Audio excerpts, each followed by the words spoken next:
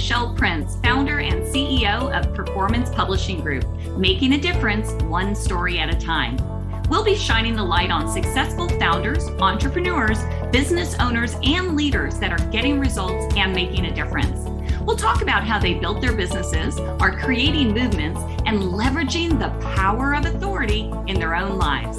Be sure to stick around to the end of the show, and we'll reveal how you can be our next guest. Let's get started. Hey everybody, it's Michelle Prince here, host of the Power of Authority Spotlight, where we shine the light on successful founders, entrepreneurs, business owners, and leaders about how they built their businesses, how they're creating movements and doing all kinds of awesome things in this world, but at the same time leveraging their own authority in their personal life and their business life. I'm super excited about our guest today. But first, real quick, let's just do a message from Performance Publishing Group. This episode is brought to you by Performance Publishing Group, which provides top quality, comprehensive book publishing services for soon-to-be authors. The Performance Publishing team has helped thousands of people realize their dream of becoming an author. Are you going to be the next? As a partner publisher, and by the way, I know my guest today believes in the power of publishing as well, because he's written many books that we will be talking about. But as a partner publisher, Performance Publishing Group can offer you more than just expert advice and guidance. They will make sure you get the book of your dreams and you reap the rewards. To learn more, go to performancepublishinggroup.com. All right, let me tell you about my friend, Dr. Paul Zak. He's a professor of economics, psychology, and management at Claremont Graduate University and is ranked in the top 3% of most cited scientists, or 0.3% of most cited scientists, with over 170 published papers and more than 19,000 citations to his research. That is amazing. Paul's 2 decades of research has taken him from the Pentagon to Fortune 50 boardrooms to the rainforest of Papua New Guinea. Along the way, he's helped start a number of interdisciplinary fields, including neuroeconomics, neuromanagement, and neuromarketing. Very fascinating. Can't wait to dig in.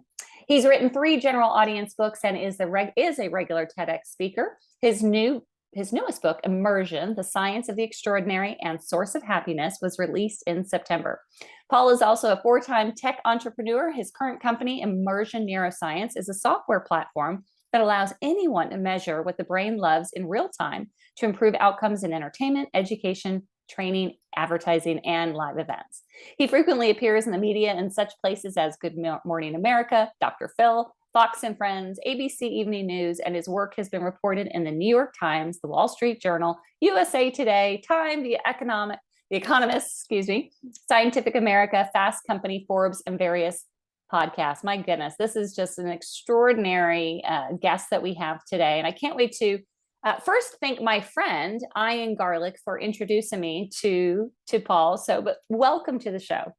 Thank you so much. What a nice intro. So great to be with you.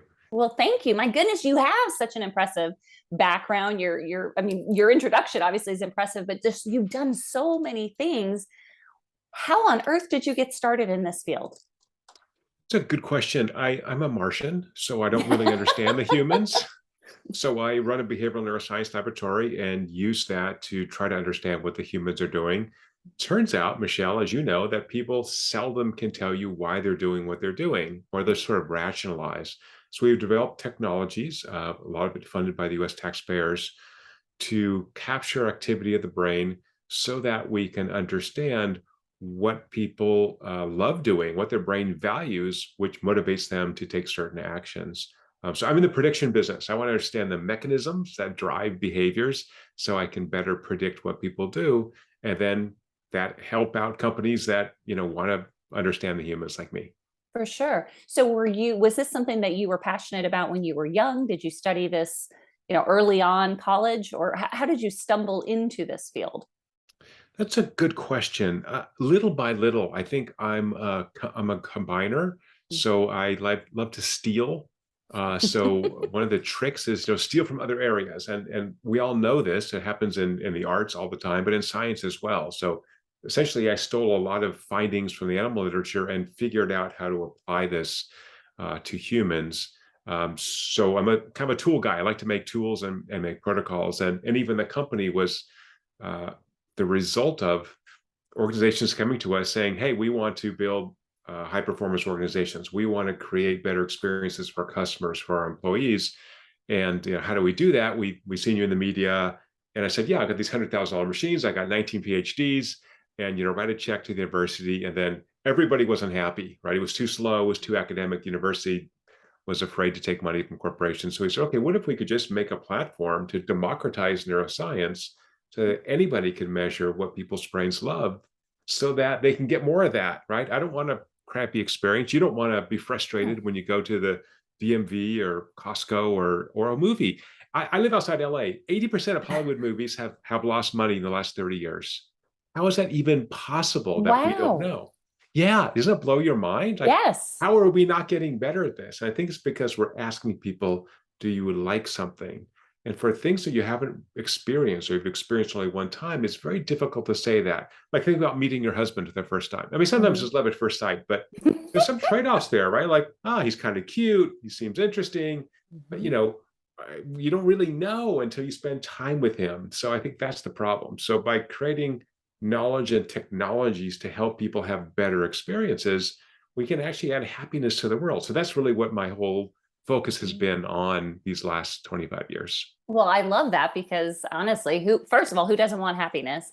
But second of all, we need it, and I'm fascinated with everything with the brain, and so I'm even trying to like understand fully how this works. So give me an example of, you said that you're implementing this within government and companies and all that. Is there a good example or a case study of how this was implemented and some positive outcomes that came out of it? Sure. Let's do corporate training. So Okay. you and I have both been to zillions of conferences Mhm. that sometimes we're required to go to, and you go to some offsite, you sit there and you have a nice meal and you chit chat.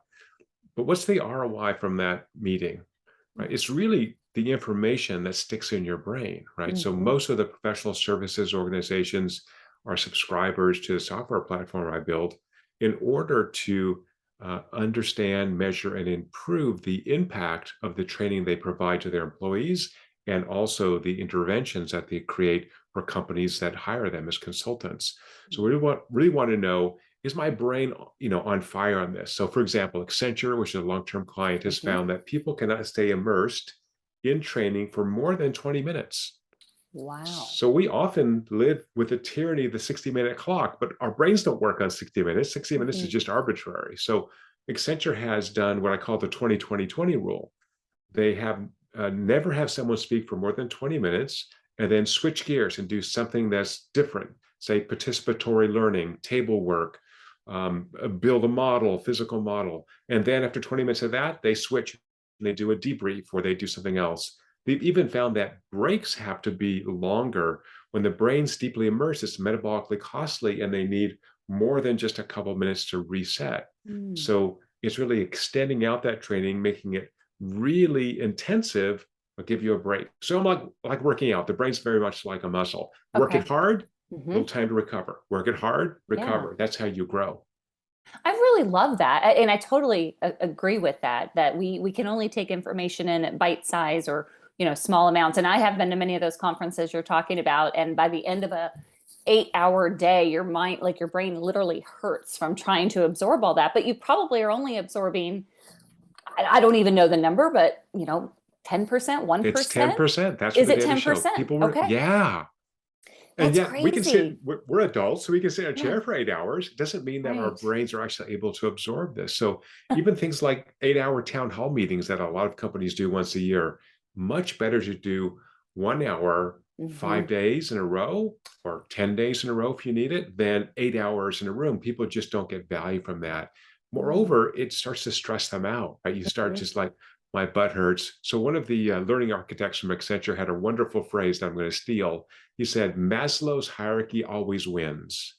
In other Right. words, if your feet hurt, if you have to pee, Mhm. if you're hungry, you're burning neurologic bandwidth. You're not going to be able to attend to that. So make people comfortable, create an environment of psychological safety, right? Mm. Give people great content, deliver it well, and then let them absorb that. So sleep is really important too. Mm. So, we're terrible. I think now everyone is on board with sleep is really important. I didn't used to Yes. be, but now I'm convinced.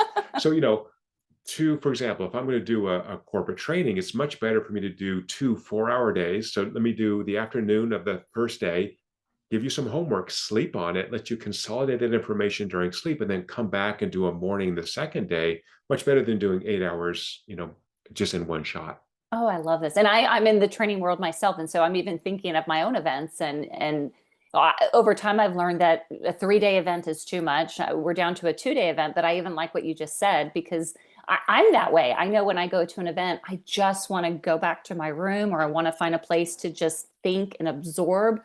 And, I'm a note taker. So this makes perfect sense.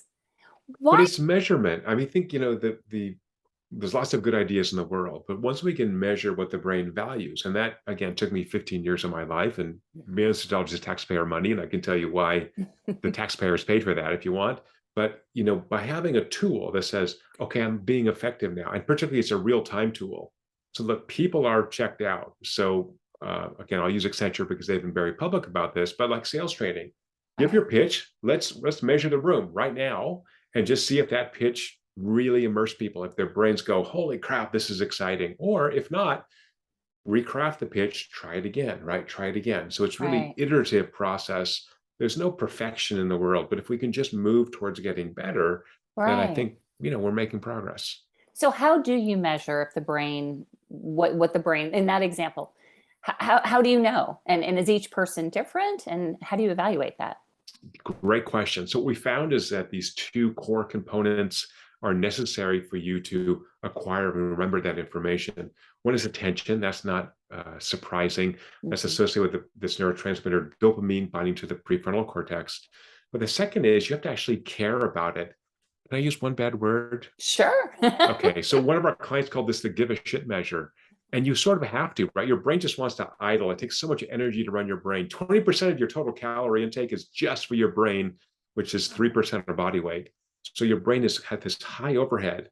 So I've got to get you to care about it. So I can do that in 3 ways from the training, from the marketing perspective. One is make sure you're prepared for this information. Are you ready to absorb it?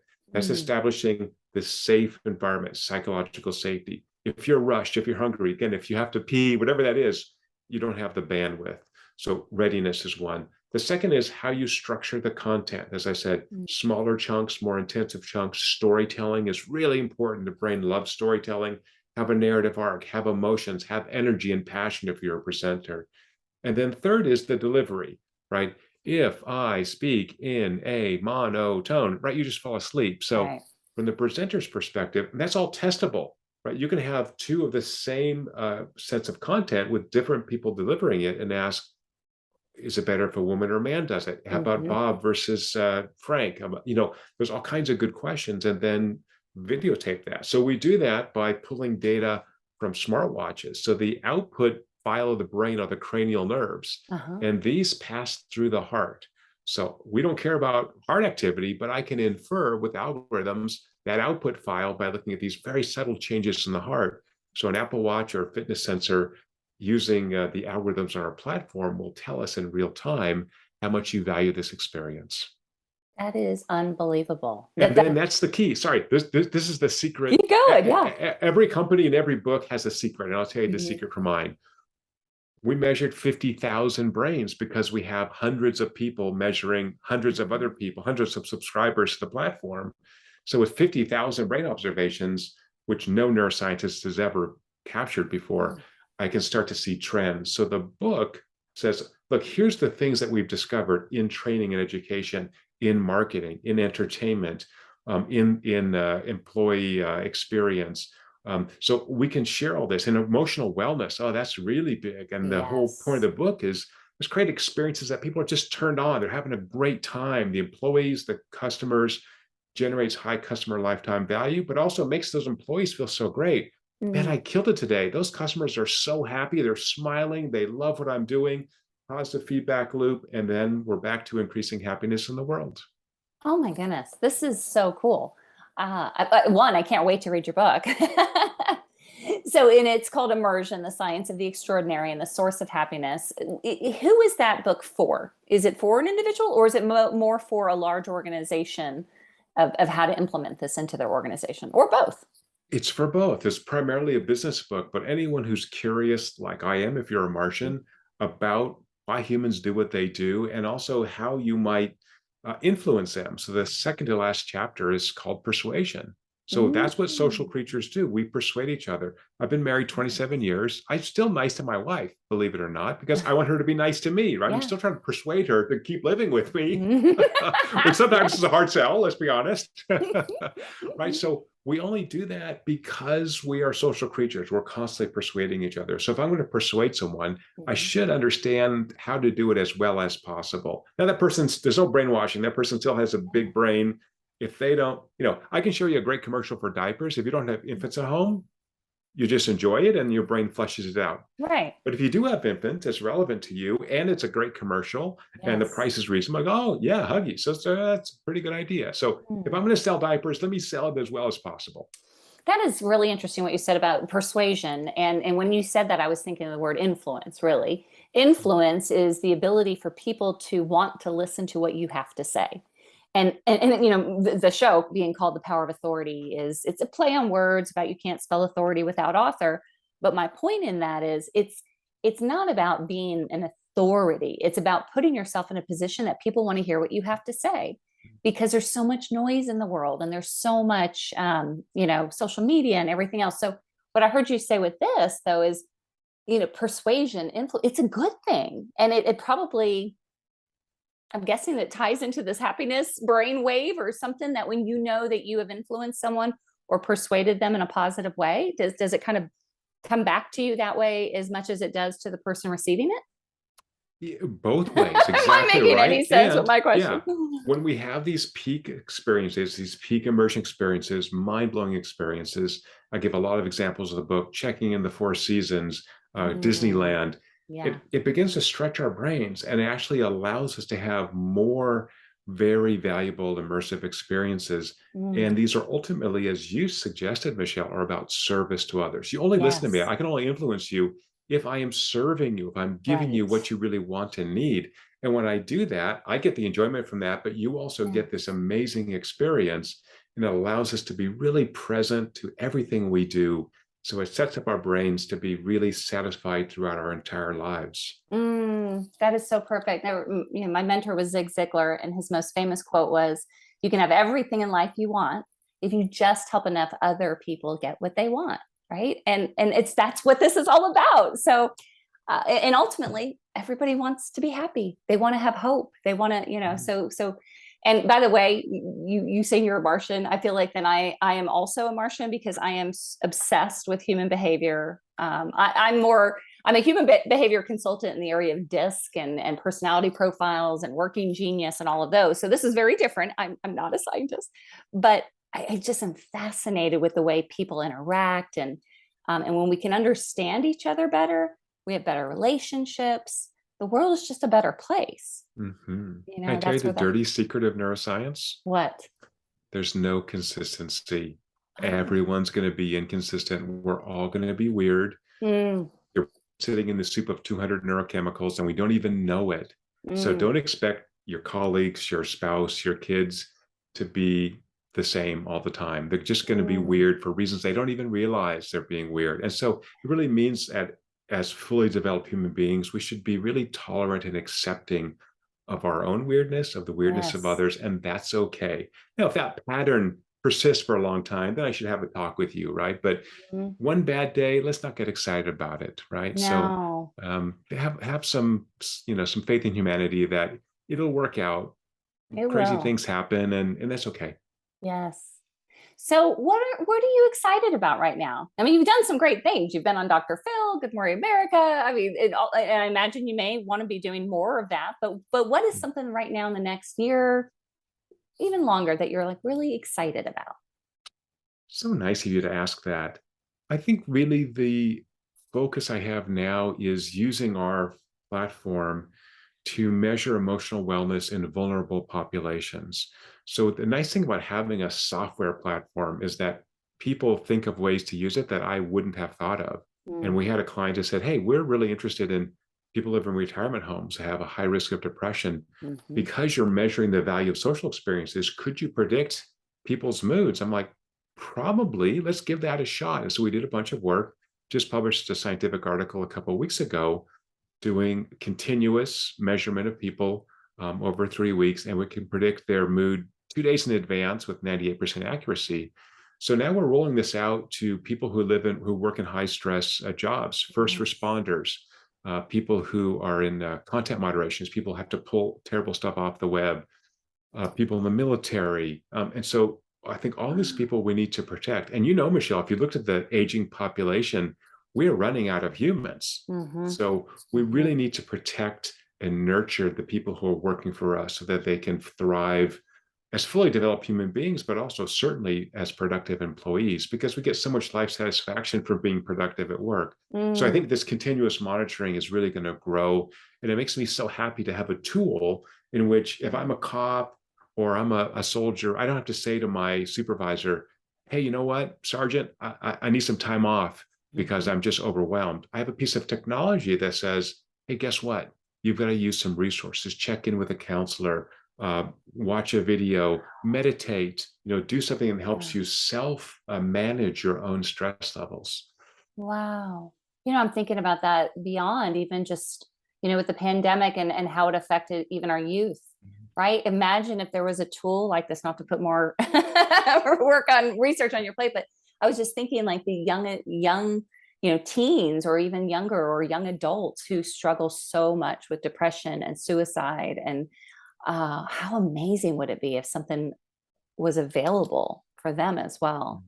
That is so Yeah. We're in talks with incredible. several universities about rolling this out, but it's been slow. Yeah. Universities are always slow. Businesses are fast because they have a Yeah. problem. Let's solve that problem. So Right. I'm hoping that there will be enough of a wave that we'll start seeing this, for example, in patient populations. So if you're suffering with recurrent depression, again, you may not, if you're depressed, you pull in, you may not reach out and get help, but Oh.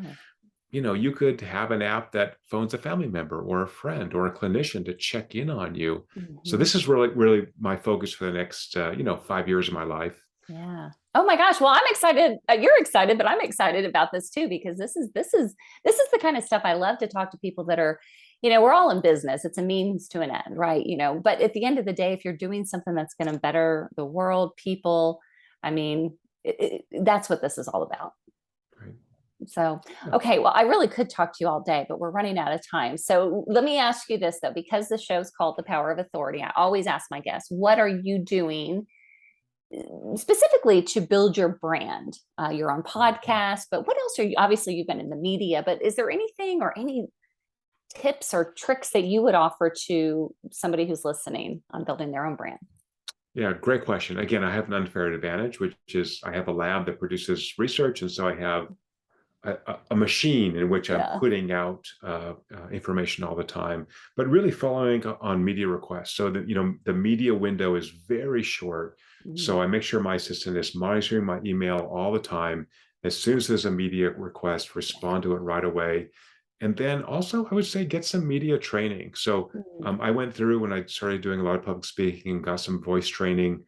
There's a way to be a better presenter. There's a way to understand how to simplify, not to dumb down, but to make really clear, even if you understand your topic well. A lot of specialists really want to use jargon and go too long. So keep it simple, keep it inclusive. We don't want to exclude people. We want to Mm. include as many people as possible. So I think those are the two pieces of advice I would offer. That is great advice. And I do talk about that a lot with sound bites. Speak in sound bites. We want to share everything we know, but the listener, as you know, can only take things in small bites. Mhm. So, well, how can people get a hold of you, Paul? They can find me at getimmersion.com, immersion with an I, or pauljzak.com, Z-A-K.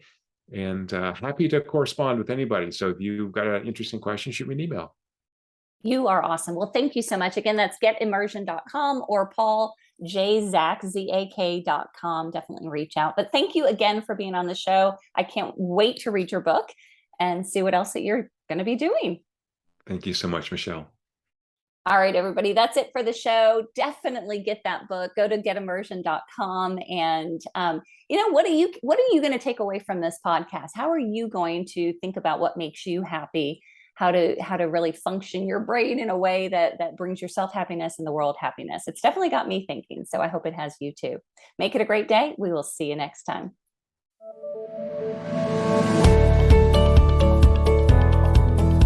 Thanks so much for listening to the Power of Authority Spotlight. If you are a successful founder, entrepreneur, business owner, or leader that's getting results and making a difference, and you'd like to be on this program, please visit performancepublishinggroup.com/podcast to apply. That's performancepublishinggroup.com/podcast. Also, if you got something out of this interview, please share this episode. Just do a quick screenshot with your phone and text it to a friend or post it on the socials. If you know someone that would be a great guest, tag them on social media to let them know about the show and include the hashtag #ThePowerOfAuthoritySpotlight. I love seeing your posts and guest suggestions. We are regularly putting out new episodes and content, so make sure you don't miss any episodes by subscribing. Your thumbs up, ratings, and reviews go a long way to help promote the show and mean a lot to me and my team. Want to know more? Go to our websites, performancepublishinggroup.com or michelleprince.com, and follow me on LinkedIn, Facebook, and Instagram.